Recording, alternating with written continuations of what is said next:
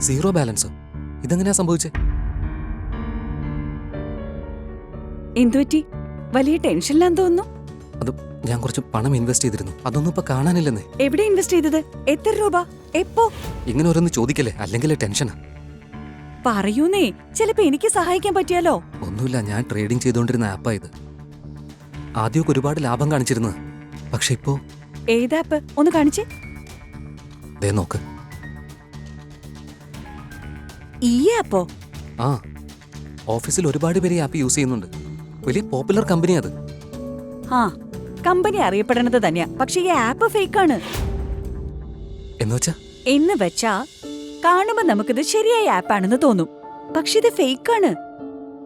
ഇവിടെ ഇത്തരത്തിൽ ഒരുപാട് ആപ്പുകളുണ്ട്. ഇവയുടെ ലക്ഷ്യം ആളുകളുടെ വ്യക്തിപരവും സാമ്പത്തികവുമായ വിവരങ്ങൾ ചോർത്തുകയാണ്. നിനക്കെങ്ങനെ മനസ്സിലായി ഈ ആപ്പ് ഫേക്കാണെന്ന്? ഇത് നോക്ക്, ഈ ആപ്പില് വെരിഫൈഡ് ബാഡ്ജ് ഇല്ല. വെരിഫൈഡ്?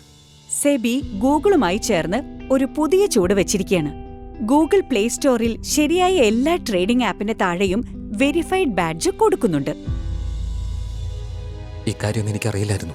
ഒരു കാര്യം കൂടി, ക്രെഡിറ്റ് കാർഡിന്റെ സുരക്ഷയ്ക്ക് വേണ്ടി CVV ഉണ്ടല്ലോ, അതുപോലെ തന്നെ ഇൻവെസ്റ്റ് ചെയ്യും മുമ്പ് CVV ചെക്ക് ചെയ്തിരിക്കണം.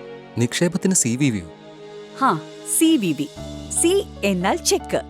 സെബി സാർത്തി ആപ്പിൽ സെബി ചെക്ക് വെരിഫൈ ചെയ്യുക. വി എന്നാൽ വാലിഡേറ്റ്. UPI IDയിൽ വാലിഡ് സൈൻ ഉണ്ടെന്നുള്ളത് ഉറപ്പുവരുത്തുക. വി എന്നാൽ verified trading. Trading app download ചെയ്യുന്നതിന് മുൻപേ വെരിഫൈഡ് ബാഡ്ജ് ഉറപ്പായിട്ടും ചെക്ക് ചെയ്തിരിക്കണം.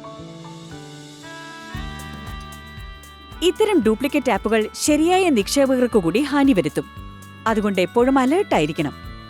ബുദ്ധിയുള്ളവരായിരിക്കൂ, ശരിയായി നിക്ഷേപിക്കൂ.